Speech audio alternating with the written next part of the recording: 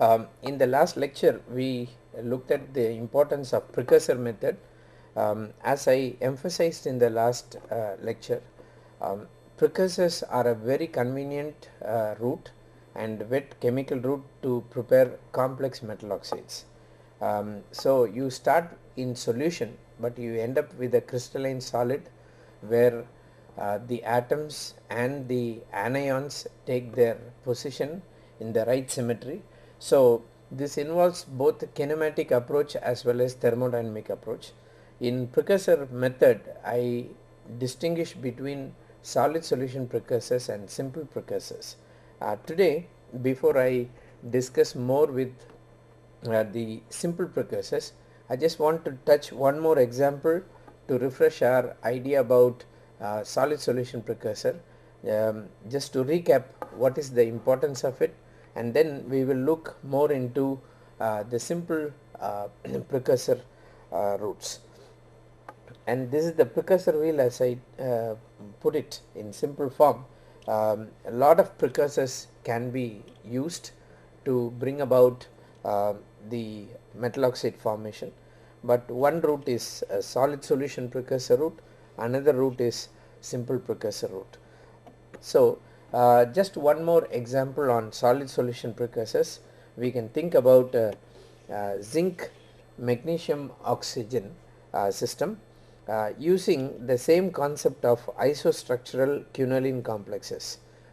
In the last lecture, I emphasized about the importance of structural similarity, and once you pack all the corresponding atoms into that crystal, then when you decompose it, the corresponding metal oxide that you get will also have the finer and atomic level doping can be achieved using such a principle. Now this cartoon shows how the X-ray similar patterns can be exploited for making solid solutions. As you see here, this is zinc Q2, and zinc Q2 is nearly cubic in its X-ray pattern, because you have only 3 obvious or major peaks and they are nearly equidistant. So just by looking at the precursor X-ray, one can guess what sort of crystal symmetry it can have, and in this case, because of equidistant peaks, you can easily map it to be a cubic. Because of higher symmetry, you get very less peaks, whereas when it is more complex, you get more peaks. Now look at magnesium Q2.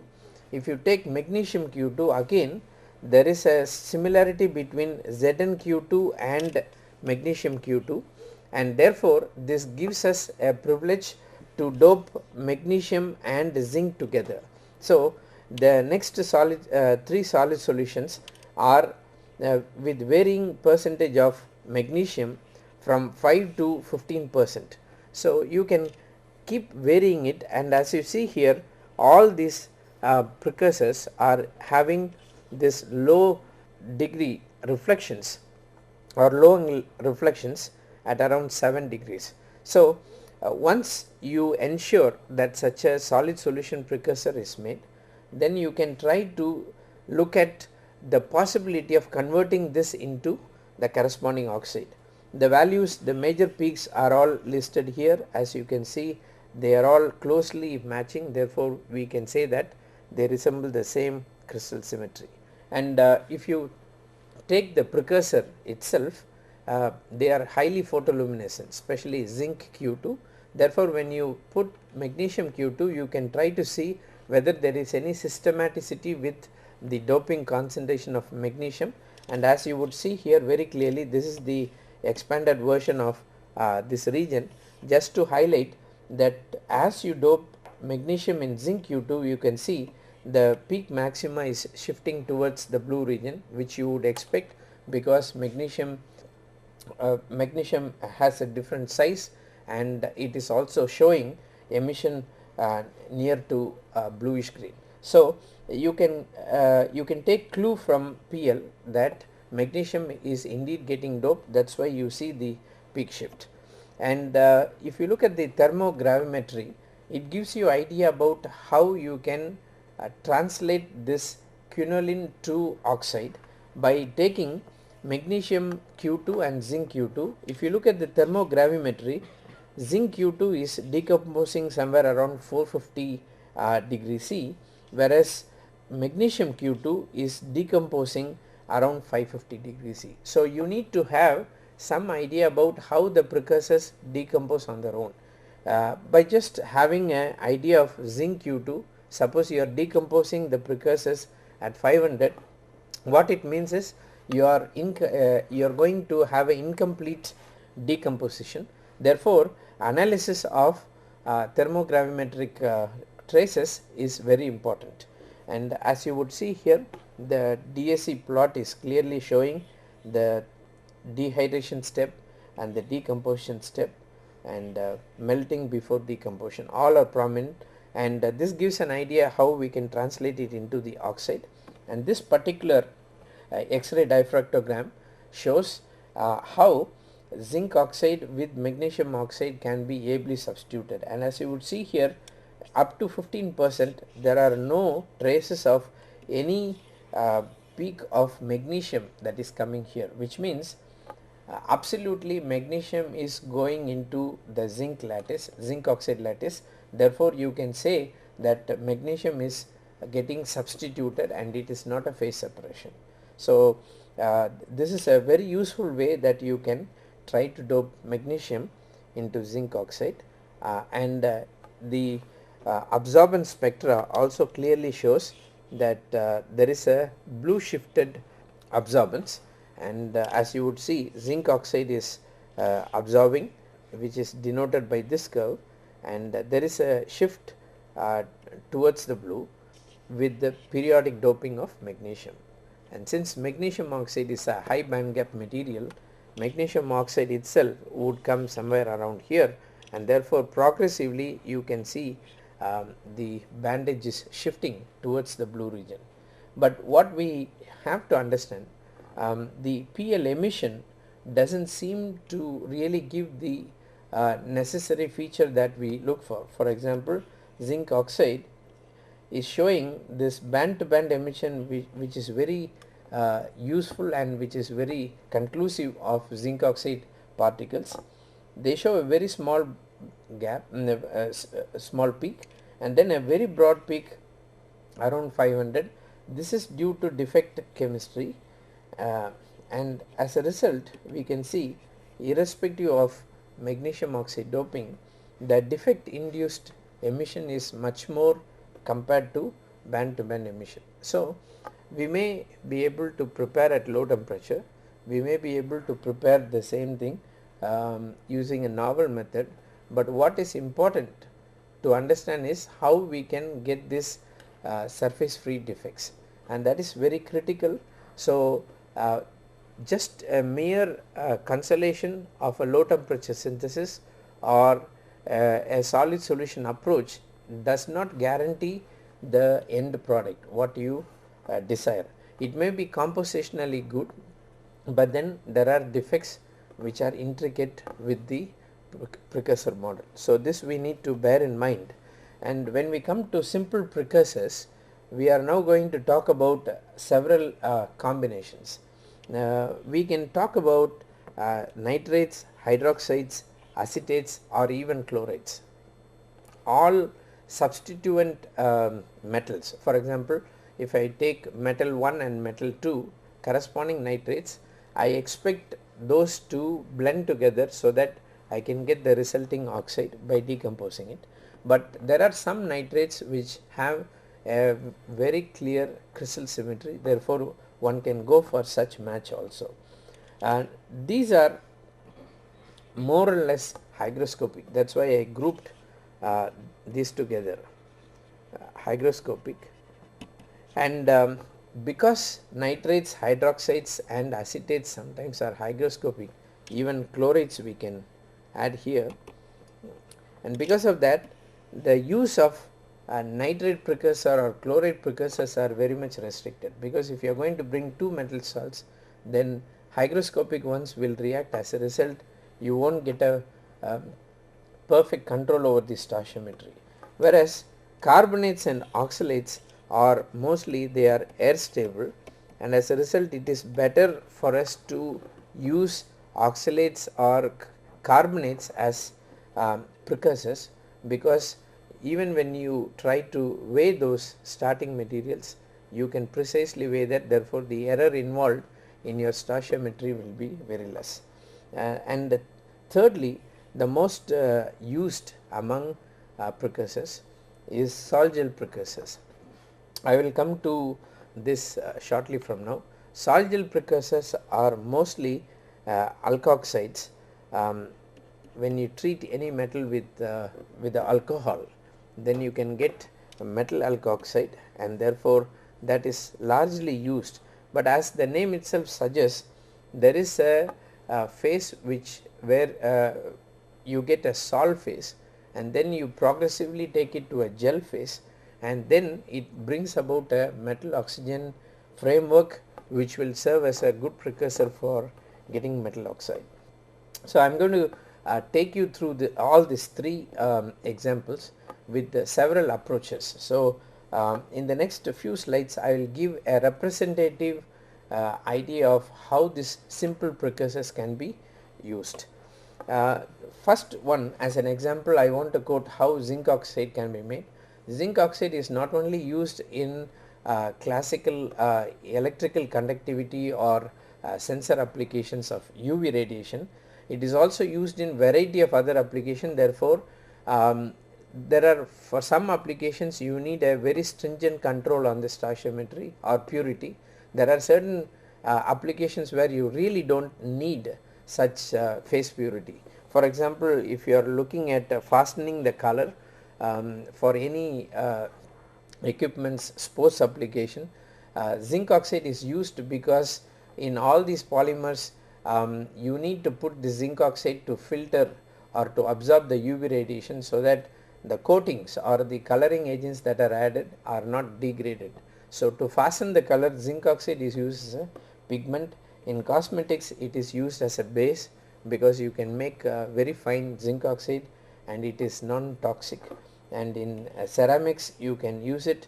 It is also used to bring a good blend between brass and rubber. Therefore zinc oxide comes as a very good one. But zinc oxide is not just used as an additive, but zinc oxide also has a very peculiar application as a surge arrestor. For high voltage applications, zinc oxide is a very potential one. Now zinc oxide is a white powder, and there are many ways we can prepare that. I will just show you how simple precursors can be used and how it can transform distinctly. This particular cartoon tells us that zinc oxide thin films can be made by merely spin coating or spray coating zinc nitrate solution, zinc acetate and zinc chloride solutions. So you can just spray it and then decompose that into a film, and as you would see here in this left cartoon, this is the region where you need to get all the reflections in the right intensity. And as you would see here, the chloride precursors are very poorly represented, and then the acetate precursors. But what you see here as a good crystalline phase is coming from nitrate. So among nitrate, chloride and acetate, it gives us a very clear clue that nitrates can be considered as a very useful one, because it gives a crystalline phase. And the corresponding thin film also, you can see the morphology completely changes. In case of chloride, because the chlorides do escape during the heating process, they give discontinuous grain growth.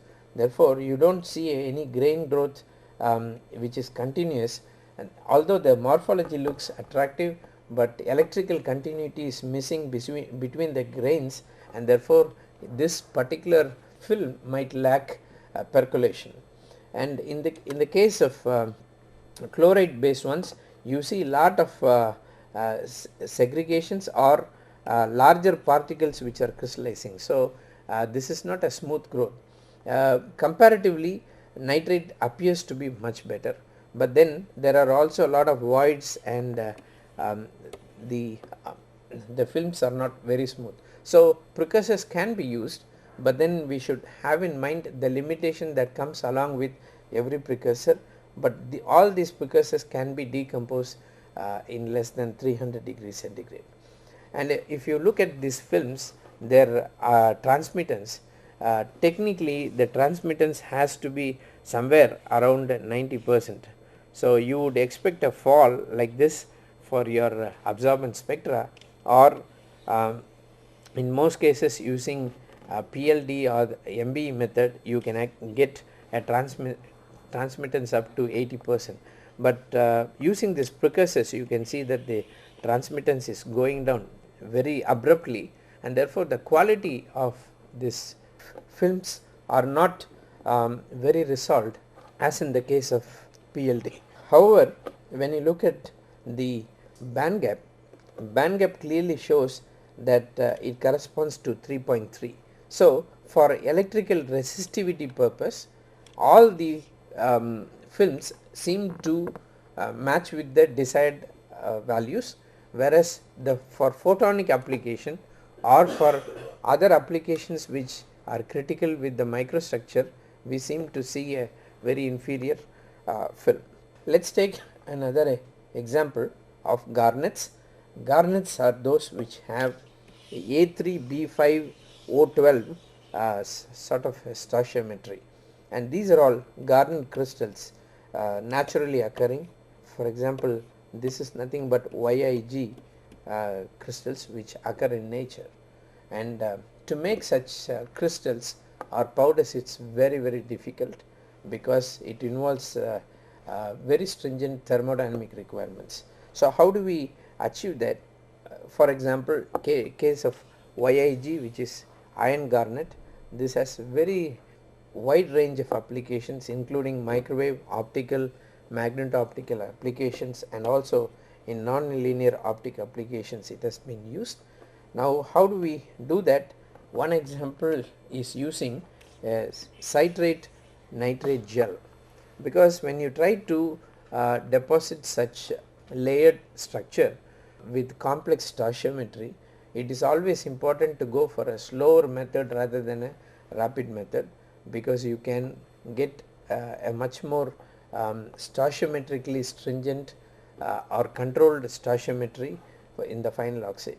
So citrate nitrate gel is one of the best methods. Why we can use citrate nitrate gel is they almost behave like a combustion mixture, because citrate forms the fuel part, nitrate forms the oxidizer part. But the best part here is, instead of keeping it in solution, you can isolate that as a solid. As a result, it is possible to isolate a solid which can act as a precursor to give the corresponding oxide. And this is the difference between the regular combustion process, which I discussed in one of the earlier lectures, and the combustion that comes out of a citrate nitrate gel. So if we do a thermal decomposition, you would see exothermic peak coming, and and that is mainly because of the reaction between the fuel and the oxidizer in the gel. Now as an example quoted by this person, we can actually use yttrium aluminum garnet, or we can also make yttrium iron garnet. So we can make this precursors using citrate nitrate gel, and then as you would see in the room temperature, mostly they will remain amorphous because they actually undergo a sol-gel reaction where disordered metal oxygen bonds are made. So in order to crystallize this, you have to heat, and this is a usual protocol in the sol-gel chemistry. Therefore if you keep heating it, you can get very good phase or a single phase compound, but sufficiently at lower temperatures. So this is one approach by which one can make complex oxides. I will come to the chemistry of this sol-gel in the later slides in this lecture. Citrate is very useful mainly because if you look at the structure of citric acid, you have a carboxylic group here, you have a carboxylic group here, and then there is another carboxylic group also here. When metals are brought in closer proximity, these two carboxylate groups can actually bind like a dentate. So it is mostly a bidentate, therefore it can easily cleave to the metal ion. And as you would see here, for iron tridentate, iron 2 citrate, you can see a complexation of this form, and on oxidation it transforms to iron 3 center, and this sort of citrate complexes usually brings about a 3-dimensional network. So when you have this sort of complexation in 3-dimensional picture, once you start heating it, all these organics will start leaving away, and therefore you are essentially leaving a metal oxygen network which is more reactive to form the corresponding oxide. So that is the philosophy of using citrate ligand, because the binding capacity is very high, and therefore you can build a 3-dimensional network of these complexes. Another example is SPINEL oxides, that is gamma Fe2O3, which is a very popular oxide, and usually it is reddish brown in color. And gamma Fe2O3 is magnetic, although another phase is also magnetic, that is magnetite phase, that is Fe3O4. Gamma iron oxide is particularly important for recording purposes. As you would see here, making this sort of needle shape or acicular shaped iron oxide is very difficult. Therefore, if we are successful, then this can find applications in magnetic recording industry. There are other applications of iron oxide apart from the magnetism that it holds.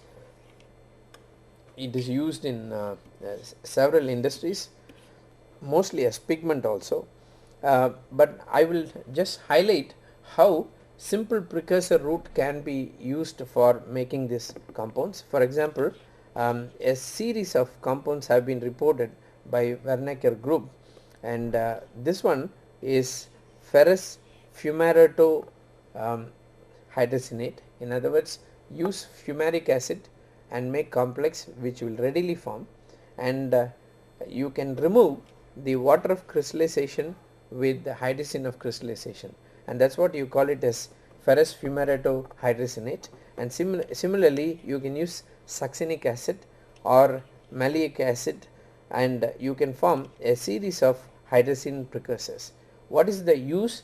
These precursors, as you would see here, the final decomposition temperature is somewhere around 300. That means you can make all this iron oxide precursor below 300, and when you do that, the best part is you can stabilize gamma iron oxide. And gamma iron oxide incidentally is a low temperature phase, and it is a ferromagnetic phase. When you try to heat this iron oxide to very high temperature, you lose the magnetism, therefore gamma iron oxide transforms into a alpha phase, and as a result you lose the magnetic property. So to stabilize this gamma iron oxide, you need a chemical route which will stabilize only the low temperature phase. As you see here, gamma iron oxide, the reported value is very peculiar, where you get two X-ray diffraction peaks at 2.95 and 2.78.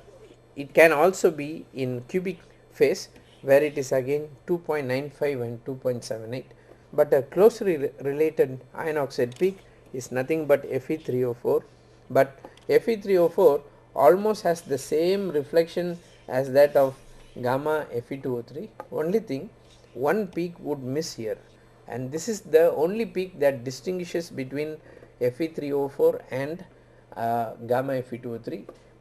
Why it is important? Because both are magnetic. However, Fe3O4 is actually a black compound, so it is easy for us to guess whether it is a Fe3O4 or Fe2O3, but X-ray can be very deceptive. Therefore, the only clue that you get here is this one. So knowing this particular phase, if you follow all the precursors, fumaric, succinate or malic based precursors, you would see here almost all the precursors are showing only selectively gamma Fe2O3 phase. So this is a very highly selective precursor that can be used for stabilizing only the low temperature phase. If you need high temperature phase, then you need to use a different precursor altogether. One more thing we need to understand, if you are transforming this to a very high temperature, then you are actually going to lose the property and alpha Fe2O3 will come, and the best way to distinguish alpha Fe2O3 is you will get a peak at 3.66. So once you know that, then you can understand that part of your gamma Fe2O3 has transformed into alpha. So here is an example where we see a phase can be stabilized only at low temperature, and for which you need to take a corresponding precursor. All precursors does not necessarily give the high temperature phase. So you need to have a mechanism by which you can control the exothermicity. Another example of a perovskite compound, as you see here, here is a metal ion which is actually in the A site, and another metal ion is there, B. These are the dark blue ones which are nothing but your B cation, and these are your oxygens in the corners of the octahedra. So making this compound again is a big challenge. I'll just leave one example to show how simple precursor can be used. For this is a very old paper published in 70s by Bell Labs by Gallagher. I presume that he passed away in the last decade, but one of the finest material scientists who really worked on a variety of metal oxide systems. One of his papers shows how we can make rare earth ferrites and rare earth cobaltites. This is rare earth ferrite and rare earth cobaltite, both have AbO3 sort of structure, and as you would see here, they have used cyanide precursors. Take for example case A is here, and this is lanthanum ion hexacyano precursors, and this precursor seemingly has a correlation to lanthanum cobaltite, because they almost are X-ray similar. Only thing, the major peaks in this case, in the case of cobalt, is split. Almost all the peaks that you see is split. Therefore what you assume there is, from orthorhombic it is getting transformed to rhombohedral. If you have 200% peak, which is your largest peak, that is usually resembling rhombohedral, whereas this is your orthorhombic or tetragonal symmetry. So you can index this, but what you see here, in all these cases you can get a X-ray isomorphous pattern. Therefore you can even make changes between La Fe 1 minus X, cobalt X, CN6. This sort of mixtures can also be made because you have X-ray similarity. Nevertheless, the point I want to make here is even cyanide based precursors can become useful, as you would see here that the decomposition is almost over well below 400 degrees C, and there are no reports where you can find making AbO3 structures with such fairly low temperatures. So low temperature process gives you advantage to get finely reactive powders which can be sintered to theoretical density. So that's the advantage of using low temperature precursors to get this oxides. Some more examples on complex oxides, and I will give you some example of how nitrates or hydroxides can be used as a precursor. For example, you take the case of barium BaPbO3. This is nothing but a AbO3 type of oxide, and we can actually build upon this using a Rudolfson-Popper series. Rudolfson-Popper series says that with every addition of another barium, you go from BaPbO3 to Ba2PbO4. Okay, and we can further keep going, adding stackings of the A side cation based oxides as interlayers. So we can build on this sort of systems. For example, strontium lead oxide, then you can go for another homologous series, that is Sr2 PbO4 and so on. Now if we know this X-ray similarity of these precursors, then you can even make a mixed metal precursor. For example, if you look at BaPbO3, this is your nitrate precursor, which is 7.99, and strontium is 7.824. so they are having close structural dimension. As a result, we can use this as a precursor for making the compounds. Only thing is, when you use simple precursor, sometimes you may not be able to bring down the calcination temperature. In that case, you have to go for very high temperatures. As you see in this case, you have to play around between 700 to 900 degrees C to achieve this perovskite compounds. Vidyasagar and co-workers, as early as 84, they have used hydroxides, cyanides and nitrates as precursors to prepare complex metal oxides. I will give you some more example on that. For instance, if you look at lanthanum hydroxide, and lanthanum aluminum hydroxide, both are showing same X-ray isomorphous nature, and as a result you can try to make lanthanum aluminates. Similarly, lanthanum nickel hydroxide, lanthanum cobalt hydroxide, they all seem to have the same crystal symmetry, and this can be usefully transformed into the corresponding perovskites. And here again, as I showed to you in the view graph of this X-ray data, you can see the nitrate precursors all having same X-ray morphology, and as a result a variety of solid solutions can be made mixed metal oxides. I will come to the last example, that of sol-gel chemistry.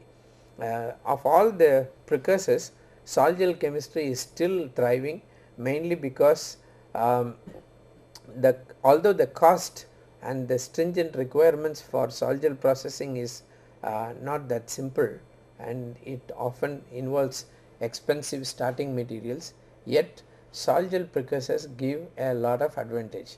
What is the advantage? Number one, it can be used for not just making metal powders, but it can be used for making metal oxide films also. So the same precursor in solution form can be decomposed to get powders, or it can be decomposed to make films. Therefore, in thin film approach, one of the very well studied method from chemical processing is sol-gel method.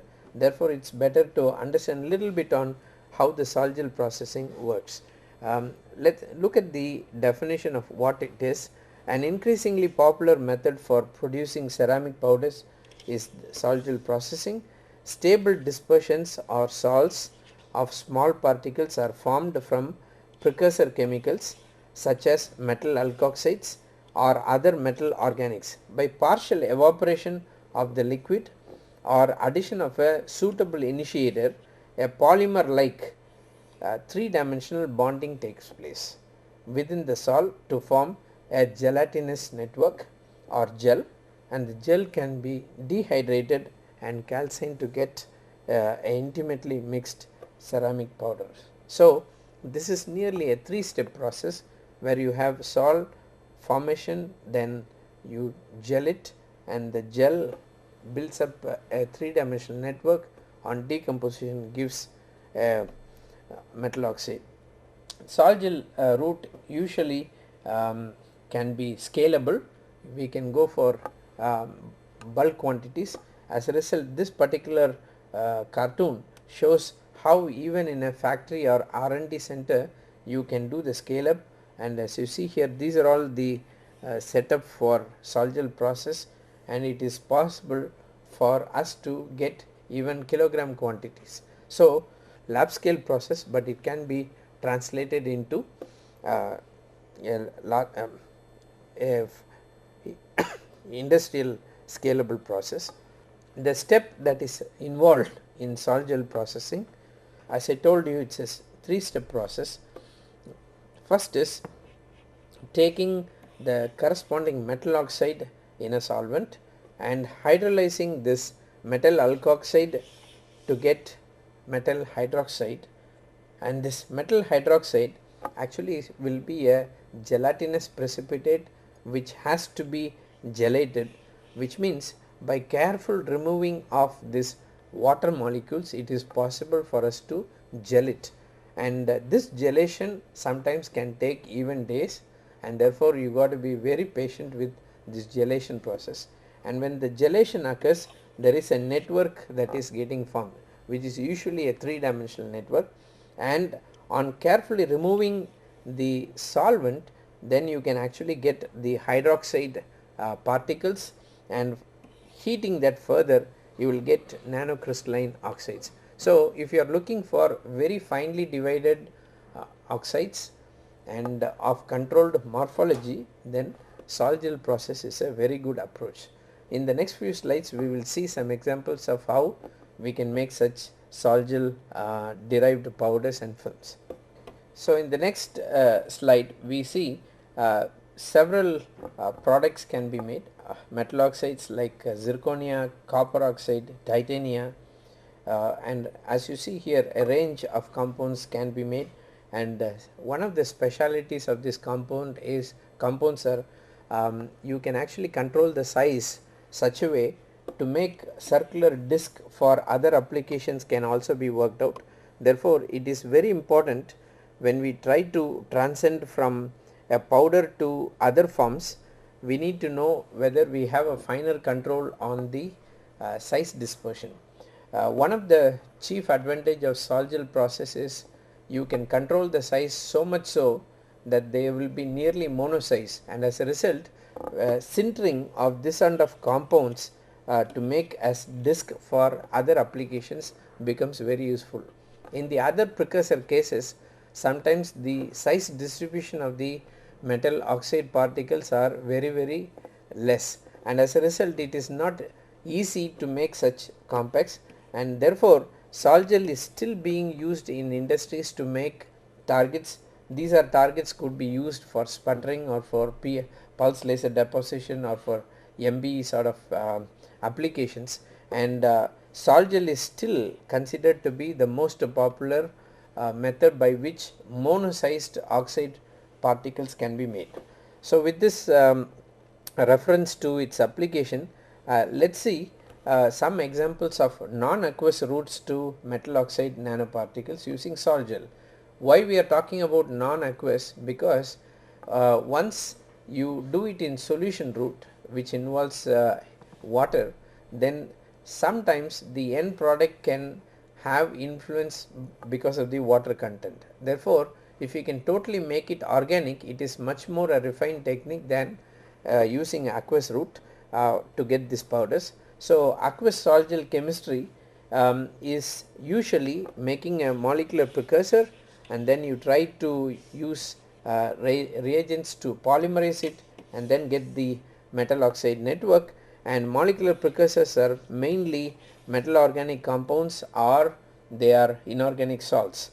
And the polymerization, as I told you in the previous slide, it involves two main processes. One is hydrolysis and the other one is condensation process.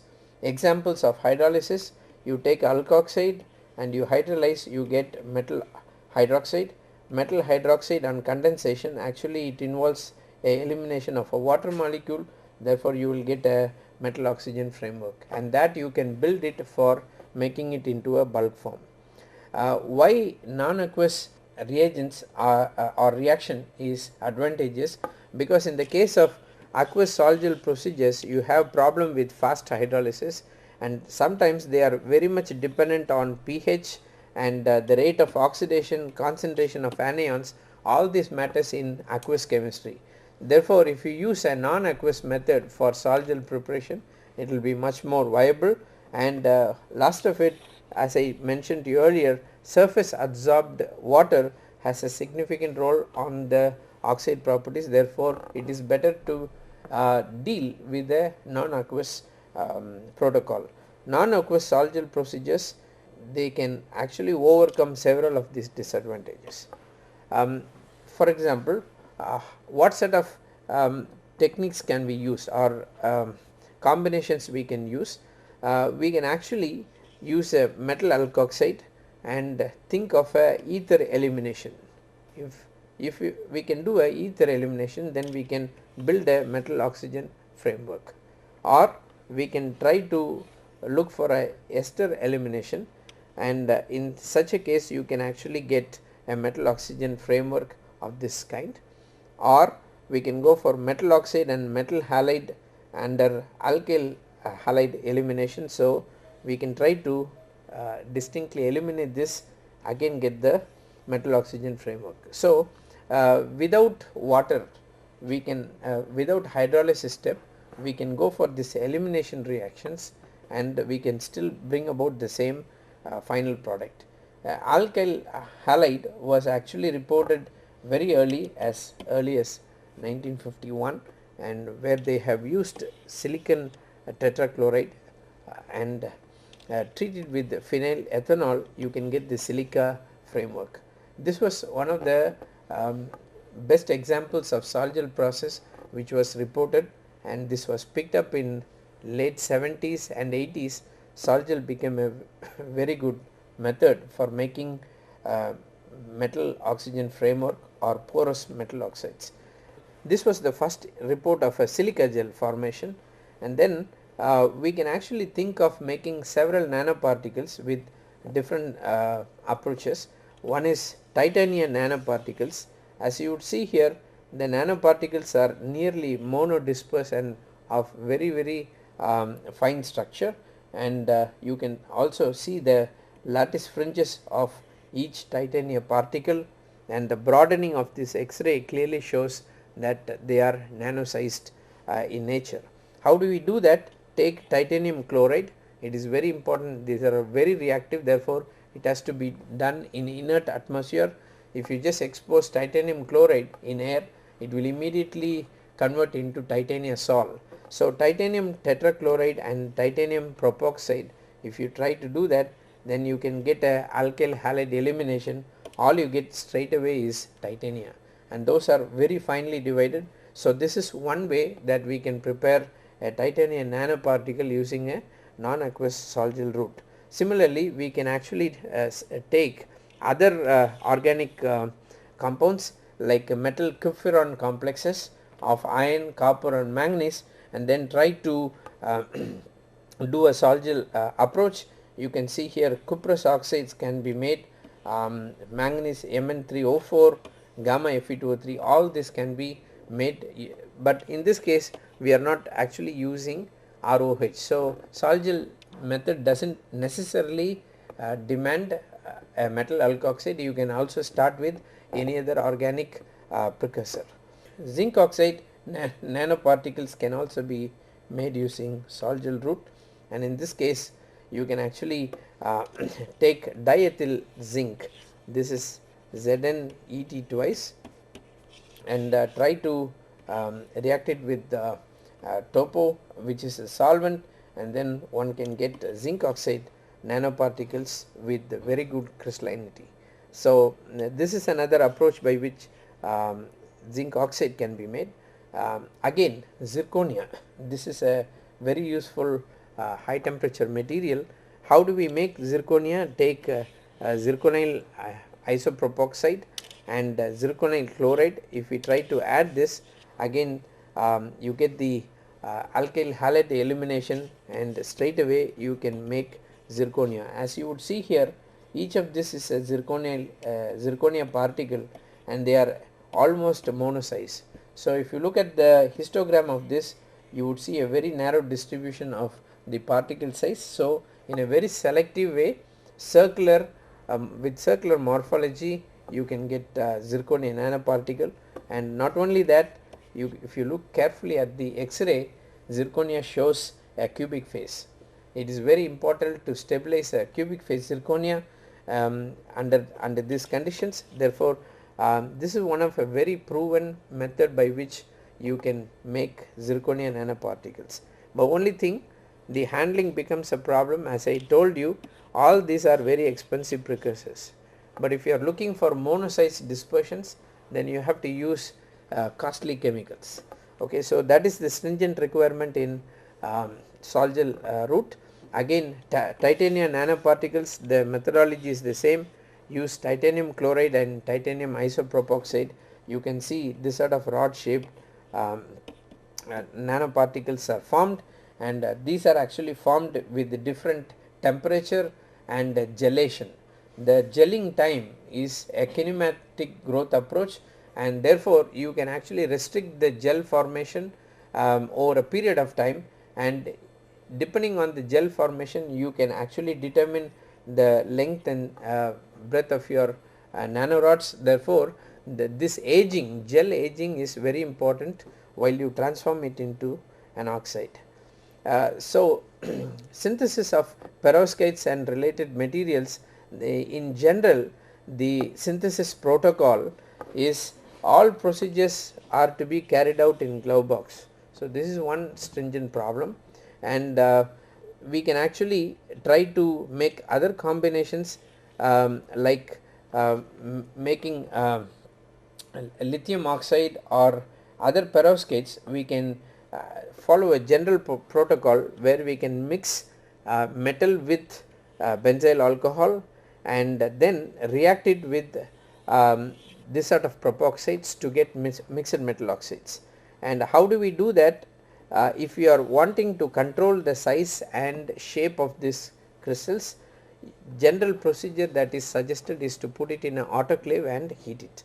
I will show you one or two examples of how such mixed metal oxides can be made, especially for oxides like perovskites. Take for example barium. Barium is a film, it's a metal, and it's very reactive. Therefore you need to keep it in a glove box and dissolve it with the benzyl alcohol, and once you do that, then you can dissolve barium into benzyl alcohol as a clear solution, and then you can mix it with titanium propoxide. All this has to be done inside the glove box, otherwise the exposure of barium to air, it will catch fire, and titania will go into TiO2 mist. Therefore it has to be handled with care, and this is how it will look like. Barium dissolved in benzyl alcohol, initially it looks like this, and then it dissolves into a clear solution, and this solution has to be mixed with the titanium isopropoxide, and this is your autoclave, and you can maintain this in a with a pre-treatment at 200 degrees C. You will get a white powder of barium titanate, and this is the general protocol that is followed. So barium titanate, if you want, start with barium metal, mix it with benzyl alcohol and add it to titanium propoxide, heat it in an autoclave at 200 degrees C, you get barium titanate. But the advantage of using this in an alcohol in an autoclave is that you are not only generating a high pressure, but you are also lowering the temperature. So at high pressure you are able to stabilize all these high temperature phases. So this is one way, a modified high pressure route. I will talk to you about the hydrothermal process in the later lectures.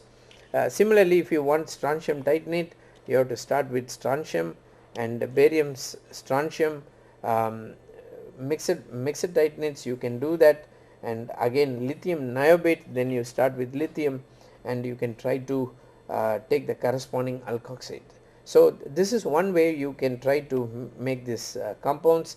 As you would see here, lithium niobate shows a very nice crystalline one, whereas in the case of titanates, these are phase pure, but the broadening, X-ray broadening, shows that they are really in a nano size. And these are all some of the view graphs that I wanted to show, just to say what sort of particles that we can get, and whether they are crystalline. All this can be mapped with the TEM pictures. These are the TEM morphology of the particles, and in this case lithium niobate, gives a polycrystalline ring pattern, whereas barium titanate gives a polycrystalline ring pattern, but not with these dots. This shows that the order or the symmetry is distorted little bit, whereas in this case you can see that the powders are nearly amorphous, they have just started crystallizing. So all these informations you can get from the TEM picture, and we can also make simple oxides. Take benzyl alcohol and put vanadilyl isopropoxide in an autoclave, then you can get vanadium oxide, niobium oxide, tantalum oxide, indium oxide. All this can be done with a precise control on the geometry and shape of these particles. As you would see, the X-rays are very clearly showing that, and you can also find out at low temperature when you heat the samples, they are they are amorphous in nature, but they crystallize when you take it to high temperature.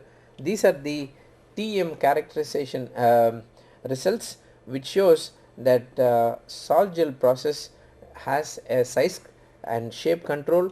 Therefore you can see tantalum oxides, very nice lattice fringes of this is seen, and in almost all cases you would see a polycrystalline feature, and here you can see square or rod shaped particles.